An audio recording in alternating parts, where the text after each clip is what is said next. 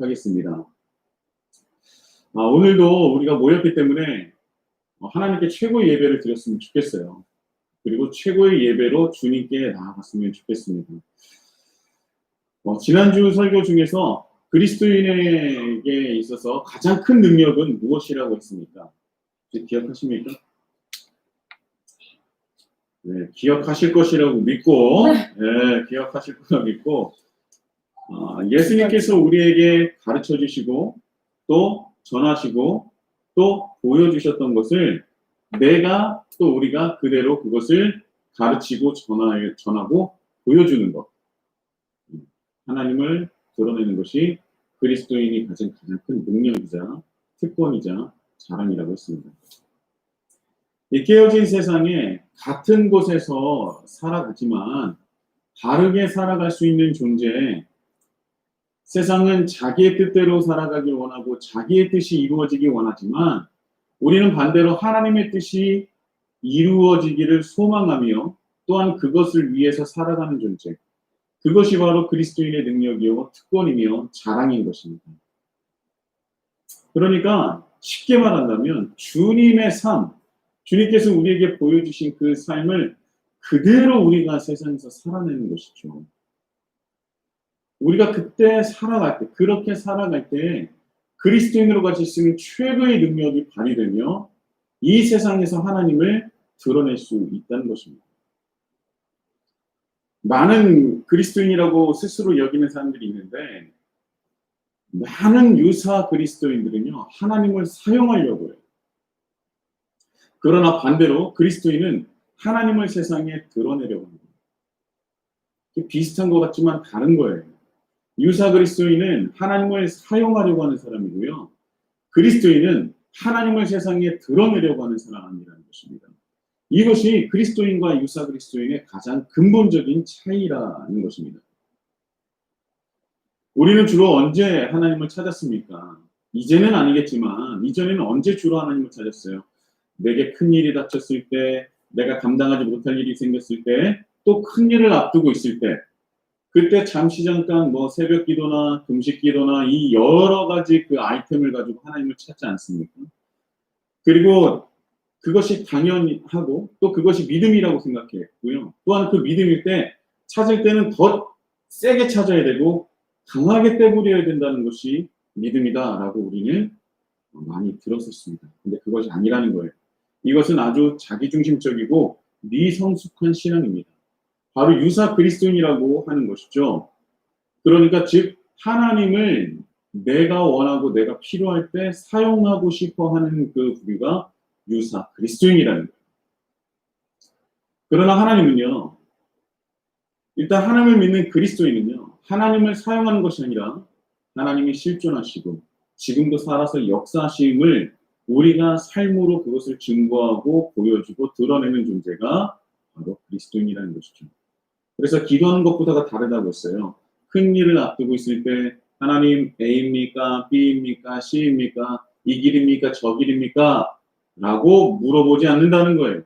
왜냐하면 성경은 하나님은 우리가 어디를 가든지를 중요하게 보시는 것이 아니라 어느 곳에서 어떻게 살아가고 있는지를 중요하게 여기신다고 분명히 제가 말씀을 드렸었죠. 그래서 제가 예를 들었던 것이 여호수아 1장 7절의 말씀이었습니다. 오직 강하고 담대하여 나의 종 모세가 내게 명령한 그 율법을 다 지켜 행하고 우로나 좌로나 치우치지 말라. 그리하면 어디로 가든지 형통하리니. 그러니까 하나님은요 여길 가라 저길 가라라는 것이 아니라 어디를 가든지 하나님이 이 세상의 주인이심을 또한 하나님께서 여전히 살아계심을 나타내라는 거예요. 무엇을 통해서요? 내가 모세에게 준 율법을 통해서. 너희들이 그 율법을 지키는 그 모습을 통해서 하나님이 살아계시고 실존하시고 여전히 이 세상의 왕이심을 드러내라는 겁니다.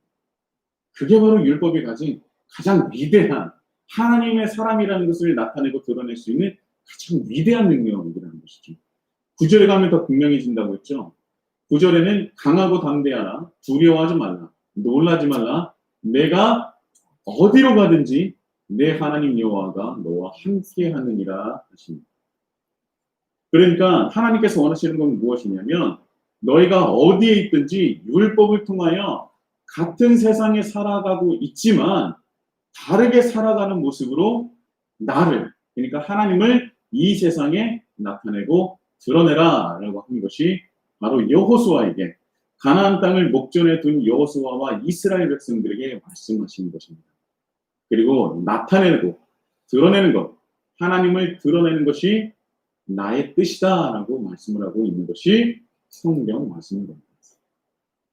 우리 히즐라이프 성도 여러분, 일주일 동안 어떻게 지내셨습니까? 그리스도인의 가장 큰 능력으로 세상에 하나님을 좀 드러내셨습니까? 쉽지 않아요.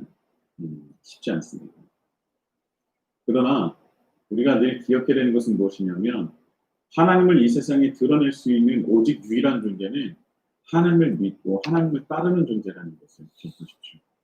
그게 바로 우리라는 거예요. 그리고 그것이 우리가 꼭 붙들어야 될 그 사명이라는 것입니다. 그게 그리스도인입니다. 자, 오늘 말씀으로 들어간다면요. 우리 성경 말씀 한번 읽어보도록 할까요? 사도행전 11장입니다. 사도행전 11장 19절에서 21절까지의 말씀입니다. 우리 다 같이 한 목소리로 합독하시겠습니다. 시작. 그때 스데반의 일로 일어나 반란으로 말미암아 흩어진 자들이 베니게와 구브로와 안디옥까지 이르러 유대인에게만 말씀을 전하는데, 그 중에 구브로와 구레네 몇 사람이 안디옥에 이르러 헬라인에게도 말하여 주 예수를 전파하니, 주의 손이 그들과 함께 하시매 수많은 사람들이 믿고 주께 돌아오더라. 아멘. 구브로와 구레네 몇 사람이 안디옥 지역으로 이제 흩어진 거예요. 그렇죠? 800km를 도망쳐서 안디옥이라는 지역에 도착을 합니다. 그렇다면 이 구브로와 구레네 몇 사람, 그리고 또한 안디옥 지역에 정착한 사람들은 안디옥 사람들이 돌아오기까지는 적어도 몇 년 정도가 걸렸을 거예요. 상상해 보세요. 몇 년 걸렸을 거예요. 뭔가 주님이 역사하신다고 했으니까 갑작스럽게 뭔가 착착착착 이루어졌을 것 같기도 하고, 70년이면 한 세대가 지났네요. 정확하지는 않아요. 정확하지는 않습니다. 한 이 정도 됐을 것이다 라고 하는 게 있는데, 추정하기는 안디옥 지역의 구브로와 구레네 몇 사람들이 어느 정도 살았을까? 10년에서 한 11년 정도, 많게는 한 15년 정도를 살았을 때, 그때에 안디옥 교회가 세워졌다는 거예요. 그러니까 전에는 안디옥 교회가 없다가 10년에서 15년 정도를 그들이 그곳에서 정착하고 살아간 다음에 그 지역에 안디옥 교회가 세워졌을 것이다 라고 얘기를 한다는 것이죠. 다시 말한다면 안디옥 지역 사람들이 그들의 구브로와 구레네 몇 사람의 말을 듣기까지 10년이 넘는 시간이 걸렸었다는 것입니다. 그러니까 그들은요, 단번에 바뀌지 않았어요. 10년이 넘는 시간 동안, 적어도 10년, 그 이상의 시간을 안디옥 지역에 도망쳐와서 흩어져서 온 그 구브로와 구레네 몇 사람, 그리고 다른 사람들의 그들의 삶을 지켜봤는데, 적어도 10년 이상을 지켜보고 그들의 말을 듣기 시작했다는 겁니다. 10년이라는 시간이 결코 짧은 시간은 아니에요. 제가 2009년에 결혼했습니다. 결혼한 지 10년이 넘었죠. 제가 결혼한다고 얘기하면 아마 와이프가 굉장히 두근두근할 거예요. 이 양반이 또 무슨 말을 하려고 하나. 이 10년이라는 시간은 결코 짧은 시간은 아니에요. 그런데 제가 솔직히 말하면 말씀을 준비하면서 이 10년이 훨씬 지났죠. 훨씬은 아니지만 지났죠. 자, 이제 11년, 12년 정도 됐는데, 그 시간을 딱 돌이켜보면 정말 짧게 느껴지고 금방 지나갔어요. 휙 지나간 것 같습니다. 우리가 인생을 살다 보면요, 어떤 시절에는 너무 시간이 더디 갔어요. 근데 어떨 때는 시간이 너무나 빨리 갑니다. 왜 그럴까요? 어떤 시절에는 너무 시간이 느리게 갔어요. 근데 어떤 시기에는 시간이 너무 빨리 가요. 왜 그럴까요? 저도 정확하게는 모르겠지만 인생과 시간에 대해서 많은 사람들이 자기만의 뭐 정의를 내리겠지만 제가 어저께 곰곰이 생각해 봤습니다. 제가 어저께 그렇게 컨디션이 좋지는 않았거든요. 머리도 아프고 또 저녁에 점심 식사를 너무 맛있게 먹어서 저녁엔 먹지 않아도 되겠다 싶었는데 11시가 넘어가니까 배가 고파가지고 뭘 먹으니까 먹을 땐 좋았는데 먹고 나니 배가 불러가지고 너무 후회하고 갑자기 또 머리가 아프기 시작해서 별로 좋지는 않았어요. 그런데 제가 그때 곰곰이 생각해 보는 거예요. 왜 시간은 빨리 지나갈 때도 있고 느리게 지나갈 때도 있습니다. 돌이켜보건데 제 인생에 있어서 시간이 가장 느리게 갔던 때는 언제냐? 군대에 있을 때. 정말 군대에 있을 때 시간이 너무 안 갔습니다. 2년이 좀 넘는 시간이었는데요. 하루가 1년처럼 느껴졌어요. 너무너무 힘들었습니다. 군대에 관련한 드라마에서 빠지지 않는 것이 있다면 뭐냐면 군인이 달력에 X자 표시를 하는 거예요. 아, 오늘 하루도 지나갔네. 그리고 한숨을 내쉬죠. 왜요? 아직도 멀었구나. 여러분, 군인의 원래의 목적은 무엇입니까? 네? 그렇죠. 나라와 민족을 지키는 거잖아요. 국가 수호잖아요. 그래서 국가를 수호하기 위해서 나라와 민족을 지키기 위해서 훈련을 받는 건데 군인이 존재하는 목적은 분명히 나라와 민족을 지키기 위해 있는데 대부분의 군인들은 저를 포함해서요. 뭐 아닌 사람도 있겠지만 대부분의 군인의 목적은 뭐냐면 전역이에요. 그렇죠? 저도 전역이 목적이었어요. 그냥 전역하고 싶어서 언제나 그날이 오면 계속 기다리는 겁니다. 이 드라마에 나왔었던 그 장면, 달력에 X 표시하는 그 장면은 저는 안 할 줄 알았는데 갔더니 그거만큼 좋은 거예요. 치는 거예요. 언제가 가장 좋으냐? 휴가 갔다 왔는데 X 표시를 한참 해야 돼. 그게 그렇게 행복한 거예요. 물론 휴가를 복귀하면 마음이 정말 조금 너무나 어렵지만 그래도 달력에 X 표시를 막 4개, 5개, 6개 할 때는 그렇게 마음이 뿌듯할 수가 없었어요. 군인 시절 저의 목적은 오직 전역이었어요. 분명히 어떻게 보면 저와 다른 분도 있을 거예요. 그래서 군대가 참 좋고 또 군대 생활이 마음에 들어서 군대에서 이제 장기 근무를 신청하는 분도 있지 않습니까? 전부 다 그런 건 아니에요. 오해하지 마십시오. 근데 저는 그랬다는 거예요. 저는 전역의 목적이었어요. 그래서 시간이 늦게 갑니다. 왜 시간이 느리게 간 것일까? 내 신분과 맞지 않는 목적을 가졌기 때문입니다. 군인이란 신분은 분명한 목적이 있습니다. 바로 나라와 민족을 그리고 국가를 수호하는 것이죠. 그래서 훈련을 받는 거예요. 그래서 군인이라는 사람이 군대가 존재하는 것입니다. 그러니까 이 신분과 목적이 동일할 때 그 일은 보람차고 재미있고 즐겁게 되는 것이죠. 그리고 즐거운 만큼 시간은 빨리 갑니다. 나의 신분과 내 처지와 내가 있는 공간과 그 목적이 동일할 때, 동일하게 내가 살아갈 때 시간은 빨리 갈 수밖에 없어요. 그러나 신분과 목적이 같지 않을 때는요, 그곳은 빨리 벗어나야 되는 것입니다. 세상 그렇게 불행한 곳이 없나요? 내가 왜 여기 있나? 내가 무엇을 위해서 여기 있나? 아침에 기상나팔이 지금도 들으면 기분이 안 좋아요. 그리고 지금 우리가 텃밭을 하는데요. 제가 텃밭을 별로 안 좋아해요. 왜냐면 풀냄새가 나는데 전 풀냄새가 싫어요. 군대에서 하도 제초 작업하면 풀냄새, 그 특유의 풀냄새가 있는데 그 냄새를 맡으면 전 아직도 기분이 안 좋아집니다.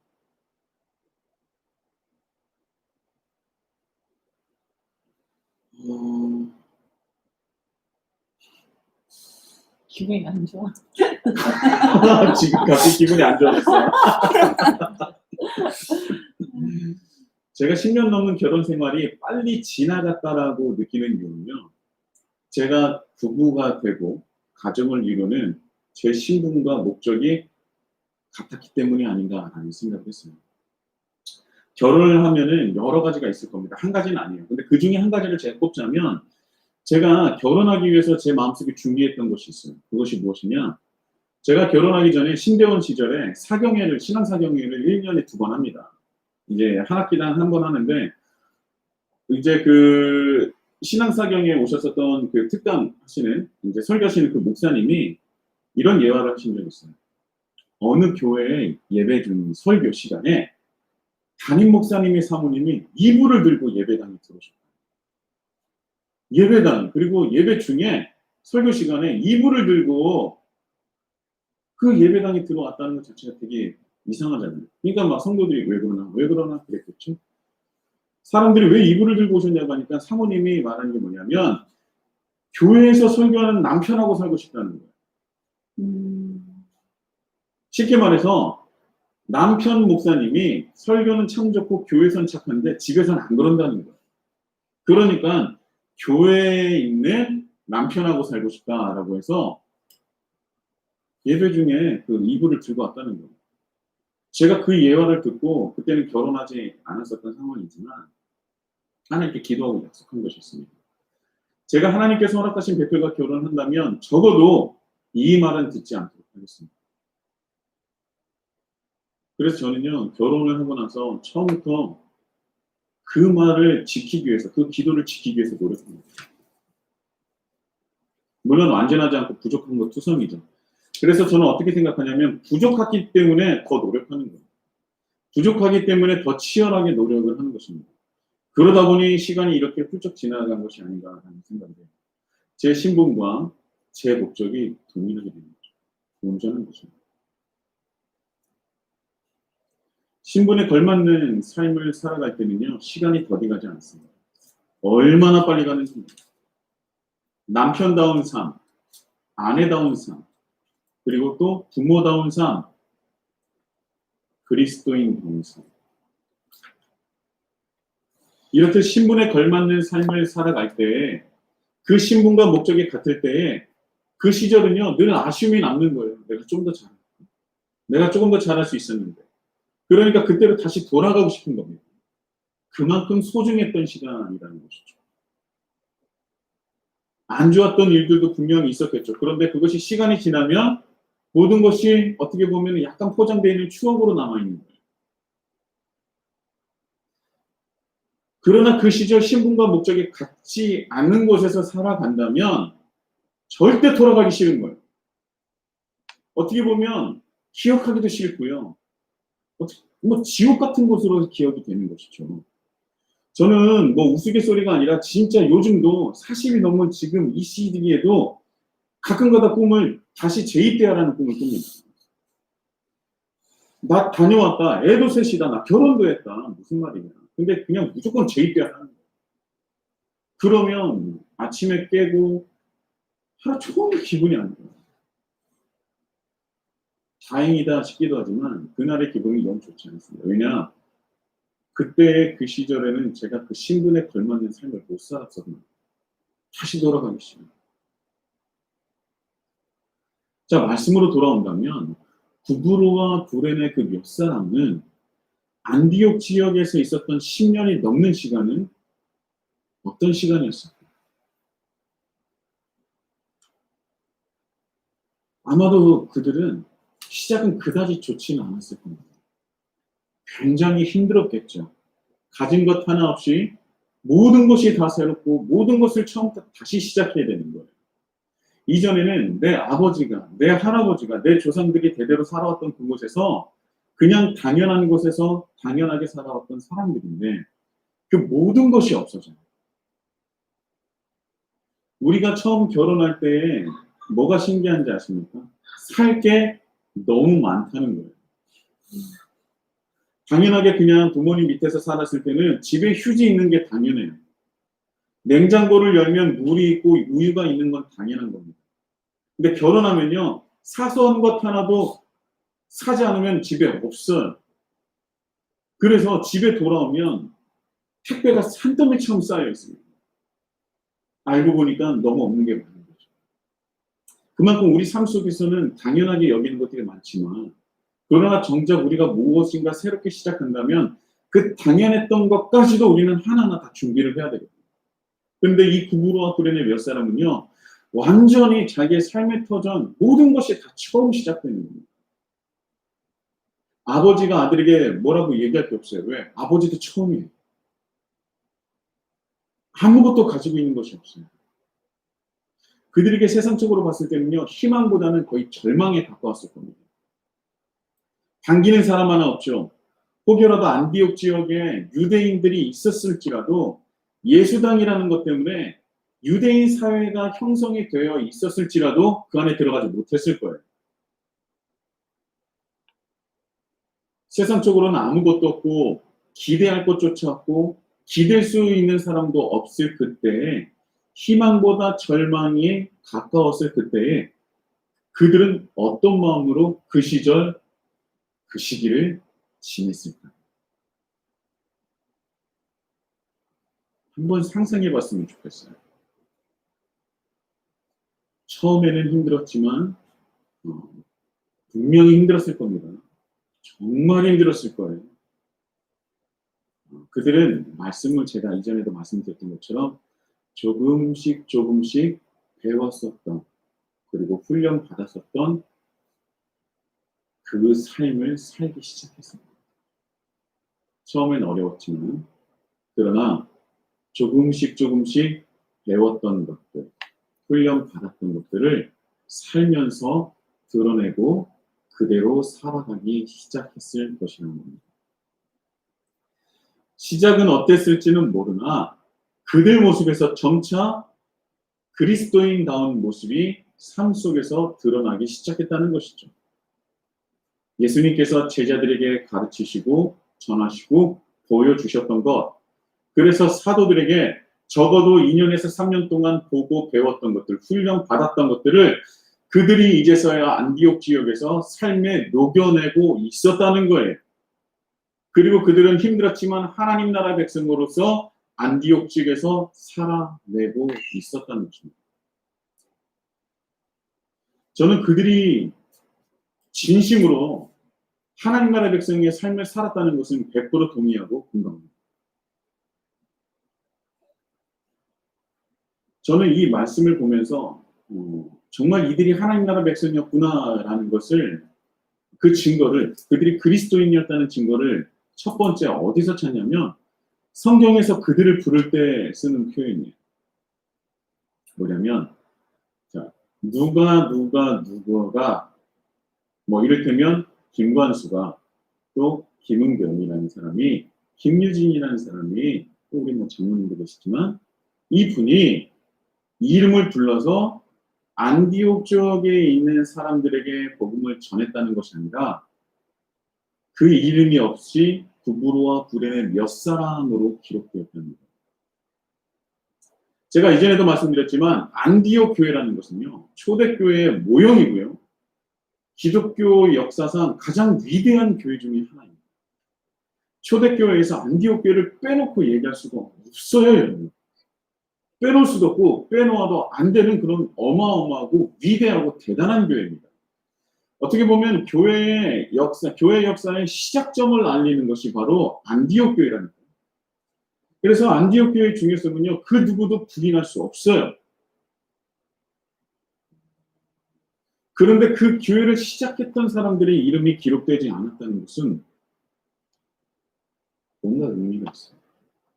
그냥 지나쳐서는 안 되는 것입니다.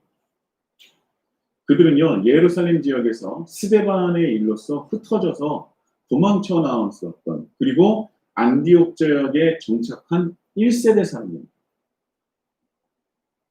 그렇기 때문에 흩어졌었던 사람들은 물론이거니와 안디옥에 살은 모든 사람들도 그 사람들을 모르는 사람이 없었을 겁니다. 얼마나 투약했습니까? 그죠? 그런데 그들의 이름이 기록되지 않았어요. 그리고 누가 또한 사도행전을 기록했었던 누가 또한 그 이름을 모르는지 아니면 일부러 적지를 않았었는지는 모르겠지만 그 이름이 기록되지 않았었다는 거예요. 그저 이름이 아닌 구브로와 구레네 몇 사람으로 기록되어 있다는 것이죠. 사도행전 13장 1절에 구레네 사람 루기오라는 사람이 언급이 나오긴 하거든요. 그런데 루기오라는 사람이 안디옥 교회를 시작한 사람인지는 알 길이 없습니다. 그래서 이 사람인지 아닌지 알 길이 없어요. 근데 여하튼 그 시대 사람들은 그 시대의 안디옥 지역에서 원래 살았던 이방인들은 구브로와 구레네 몇 사람의 이름을 몰랐을까요? 모르기가 더 어렵지 않았겠어요? 근데 어쩐 일인지 그 이름이 기록되어 있지. 여러분, 유대인들은요, 자신의 이름에 대한 자부심이 남달랐던 민족이에요. 이름에 대한 그 명예와 자부심이 어마어마했던 민족입니다. 그래서 내가 누구라고 무슨 말을 할 때 뭐라고 얘기냐면, 누구의 아들 누구다라고 얘기해요. 또 그 사람에 대한, 상대방에 대한 애정에 대한 그 감정을 표현할 때도 누구의 아들 누구야라고 이름을 두 번 얘기하는 거예요. 이름에 이름을 더하면 유대인인 거죠. 성경에도 자주 나옵니다. 예수님께서 마태복음 16장 16절에 주는 그리스도시요 살아계신 하나님의 아들이십니다라고 그 어마어마한 신앙 고백을 했던 베드로에게 그 고백을 받으니까 예수님께서 얼마나 마음이 좋으셨겠어요. 그래서 그때 시몬을 뭐라고 부르냐면 바요나 시모나. 바요나가 뭐냐면 요나의 아들을 바요나. 그러니까 바요나 시모나는 요나의 아들 시모나라는 거예요. 누구의 아들이라고 하는 것은요, 뭐 이렇게 볼 수도 있어요. 그 당시에 유대인들은요, 유명한 사람이나 자랑스러운 조상의 이름을 물려받는 것을 좋아했어요. 그래서 그것을 귀하게 여긴 시절이라 한 시대에도 이 이름이 같은 사람이 너무 많았습니다. 그래서 그들을 한 사람 한 사람 이제 구분하기 위해서 누구의 아들 누구라고 얘기합니다. 그러니까 아버지까지 이름이 같을 리는 거의 없잖아요. 그러니까 그 사람을 구분하기 위해서 누구의 아들 누구라고 얘기하기도 했고요. 그래서 성경에서는 요나의 아들, 알페오의 아들 이런 식으로 불렀던 겁니다. 그런데 이것도 어떤 의미가 있냐면 같은 이름이 많은 이유가 뭐예요? 그만큼 그들은 이름이라는 것을 매우 중요하게 여기고 귀하게 여겼다는 거예요. 근데 이거는 유대인들뿐만 아니라 고대 근동 시대는요 너무나 당연했던 거예요. 자신의 이름, 특히 명예에 집착했었던 시절이 바로 이때입니다. 자기 이름을 모욕받는 것을 그 어떤 것보다 싫어했던 시절이에요. 우리가 전쟁을 하게 되면 1대1 대결을 할 때도 있잖아요. 그죠? 싸움을 가장 잘하는 그 장수들끼리 서로 1대1 싸움을 하게 되는데 상대 장수의 이름을 모르면요 전투를 하지도 않았어요. 대결도 하지 않았습니다. 영화에서도 가끔 나오지 않습니까? 1대1 대결을 해요. 나는 누구다, 너는 누구냐, 나는 누구다. 그래가지고 막 되게 막 이제 서로 싸움하잖아요. 여러분 다 기억하실 거예요. 그런데 서로 싸우다 보니까 상대방이 너무 대단해요. 진짜 잘합니다. 서로 인정해요. 근데 결국은 이 대결은 이기는 사람이 있고 지는 사람이 있잖아요. 그때 딱 이긴 사람이 피투성이가 되어 있어서 누워있는 그 이제 적장, 이제 패장이지만 적장에게 이렇게 얘기합니다. 당신 정말 대단하다. 내가 당신의 이름을 뭐 하겠다? 기억하겠다. 라고 얘기하잖아요. 그러면 죽어가면서도 이런 얘기합니다. 나의 명예를 지켜주셔서 고맙다. 지켜주셔서. 이렇게 얘기한다는 거죠. 그러니까 우리가 알게 모르게 이들이 얼마나 그 이름을 중요하게 여기는지는 우리가 영화 속이나 어떤 문화 속이나 우리는 이미 알고 있어요. 죽어가면서도 내 명예를 지켜줘서 고맙다고 할 이 정도인데 이 이름이라는 것은요, 곧 나의 정체성이자 나의 자부심이며 나의 자긍심이에요. 나예요, 나. 내가 가장 지켜야 될 것입니다. 그래서 하나님도요, 십계명에 뭐가 있습니까? 내 이름을 망령되이 일컫게 하지 말라 라고 하시고요. 또 솔로몬 성전을 지었을 때 열왕기상 9장 3절에 무엇을 영원히 둔다고 했어요? 내 이름을 영원히 그곳에 두며라고 말씀하십니다. 그러니까 유대인이나 또 하나님이나 그 이름에 대한 것은 굉장히 중요하게 여겼다는 것이죠. 이름은 곧 나를 뜻하는 거고요. 내 존재를 나타내기 때문에 나를 대신할 수 있는 거예요. 이름이라고 하는 것은 지금도 매우 중요하게 여기죠. 고대 근동 시대는 물론 유대 사회에서는 자신의 명예가 담겨 있고 내 신념, 내 정체성, 내 존재가 담긴 것을 뜻하고요. 어떻게 보면 이름은 나를 대신할 수 있는 오직 유일한 겁니다. 그러니까 그 이름이 대단한 거거든요. 그런데 왜 구브로와 구레네 몇 사람의 이름은 이곳에 기록되지 않은 것입니까? 왜 그랬을까요? 제가 많은 주석들을 찾아보고 성경 이 자료들을 찾아보는데 몇몇 성경학자들은 구브로와 구레네 몇 사람이라고 그렇게 이름을 적지 않은 이유는 이방인에게 누가 처음 복음을 전했는지가 정확하지 않아서 정확하게 알기가 어려워서 구브로와 구레네 몇 사람이라고 말한 것이다 라고 표현한 사람도 있습니다. 그런데 이 말을 듣고 제가 곰곰이 생각해 봤을 때 만약에 그랬다면 어느 지역 출신이라고 말하지 않고 그냥 흩어져서 뭐 안디옥에 살던 사람 중에라든지 아니면 그들 중에 몇 명이라고 얘기를 했을 텐데 굳이 구브로와 구레네 몇 사람이라는 그 출신을 얘기하지 않았을 거라는 거예요. 그렇죠? 그들이 이 누가가 아예 모르는 건 아니라는 겁니다. 그렇죠? 그런데 굳이 이름은 기록하지 않았다는 게 이유가 있다는 것이죠. 그리고 안디옥 지역에 정착해서 살았던 사람들이 구브로와 구레네 몇 사람만 있었던 건 아니었습니다. 그렇죠? 다른 출신의 사람도 있었을 거예요. 굳이 출신 지역을 말했다는 것은 어느 정도 그들에 대해서 모르는 것은 아니다. 어느 정도는 알고 있다는 힌트를 우리에게 주는 것이죠. 또 다른 학자는 이렇게 얘기합니다. 또 다른 부류는 이렇게 해요. 구브로와 구레네 몇 사람으로 그렇게 기록한 이유는 주님께 돌아온 안디옥 사람들이 그들에 대해서 복음을 전한 그들에 대해서 잘 몰랐기 때문에 이름이 기록되지 않았을 것이다. 그러니까 이제 나에게 복음을 전한 사람을 내가 잘 몰라. 그래서 그 이름이 기록되지 않았다. 근데 제가 이전에도 방금 전에도 말씀드렸지만 안디옥 지역에 정착한 1세대 사람들이에요. 불과 긴 시간이긴 하지만 10년 동안 열심히 그 지역에서 살았던 사람입니다. 1세기 시절에 지금처럼 2년 동안 2년마다 이사를 다니는 시대도 아니고요. 큰 이변이 없는 한 10년 이상을 한 곳에서 살았을 거예요. 그런데 그 지역에 살고 있는 사람이 이름도 모르는데 안디옥 지역 사람은 그 이름도 모르는 사람에게 복음을 받았다는 게 말이 됩니까? 아니, 상식적으로 이해가 안 되죠. 그들이 그 복음을 받아서 하나님께 돌아왔는데 그 삶에 그 사람들의 어떤 세계관 자체가 완벽하게 변화가 되었는데 그렇게 변화를 시작하고 그 변화를 알려줬던 사람을 모른다. 이거는 더 말이 안 되는 것 같다는 것이죠. 저는 구브로와 구레네 몇 사람들의 그 이름이 기록되지 않은 이유는요. 성경에 나와 있지 않아서 제가 확신할 수는 없습니다.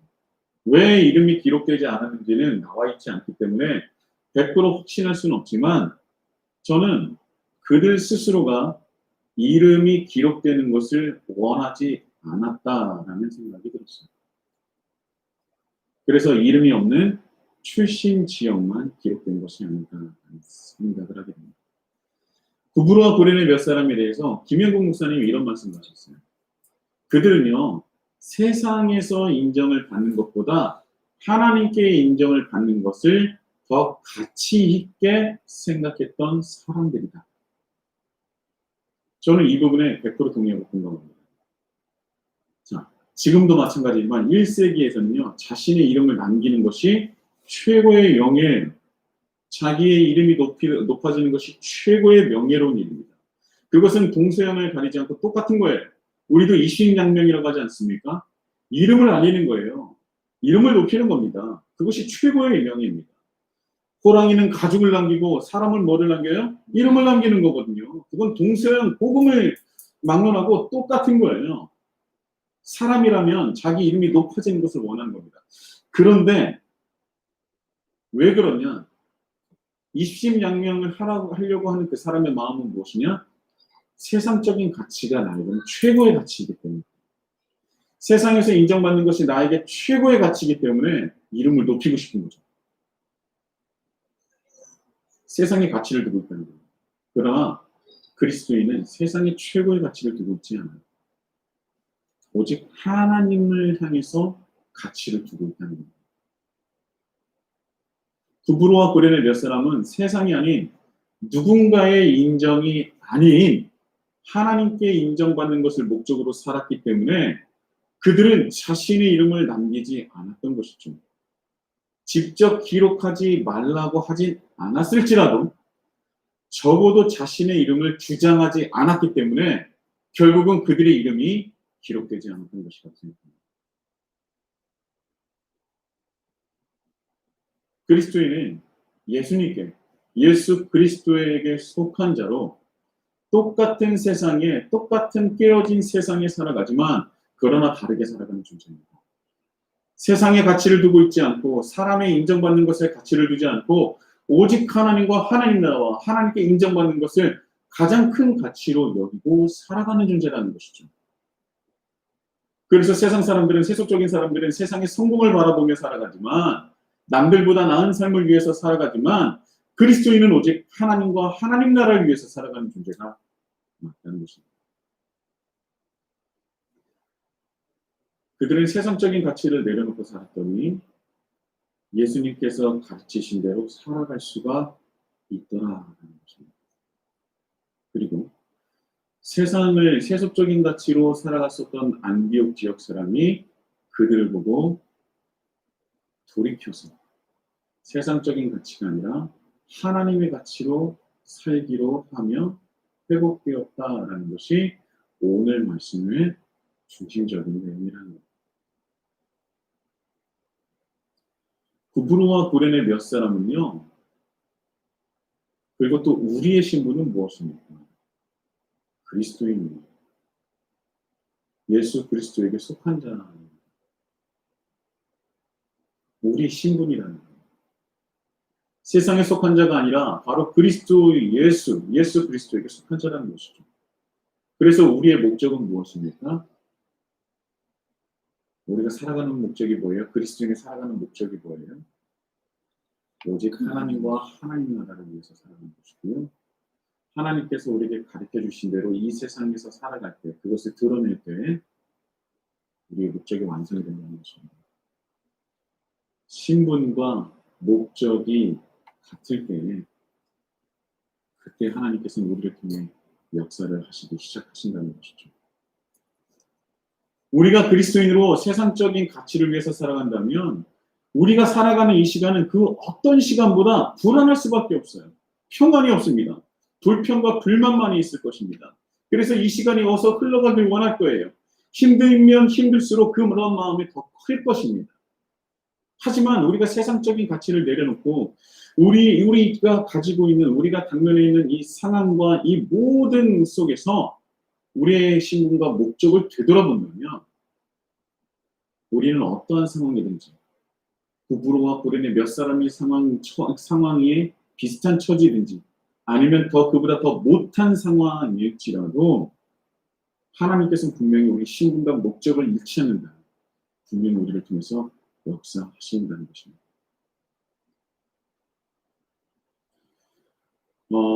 구브로와 구레네 몇 사람은요, 또 신분을 망각하지 않았던 것이 있고요. 또 두 번째는 뭐냐면 사도들에게 배운 것을, 듣는 것을 그냥 보고 듣는 것으로 끝난 것이 아니라 실제적으로 자신의 삶 속에서 그것을 실체화했다는 거예요. 여러분, 우리가 살아가는 이 시대는요, 설교 잘하는 분도 너무나 많고요. 큰 교회도 많고요. 유명한 교회도 많고요.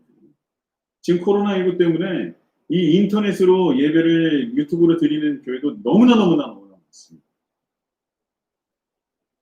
감사한 일이죠. 그래도 예배를 드리려고 하는 사람들이 많다는 것이기 때문에 그것 자체가 감사하고 아직은 희망이 있다고 제가 생각을 합니다. 그런데요, 여러분, 예배를 드리는 것으로 끝나면 안 된다는 거예요. 아무 의미가 없습니다. 예배자라는 신분은 그저 예배당에서 아니면 코로나19 때문에 집에서 드리고 있을 때에 예배를 드릴 때만 내가 예배자의 신분이 되는 것이 아니라 그 예배라는 그 예배자의 신분은요, 예전적인 예배를 드리는 그 시간에만 입혀지는 것이 아니라 예배자의 신분은, 예배자의 목적은 내 삶으로 주님께 예배를 드리는 거예요. 언제, 어디서든 하나님께 예배를 드리고 예배자로서 살아가는 것이 우리가 말하는 예배자 아닙니까?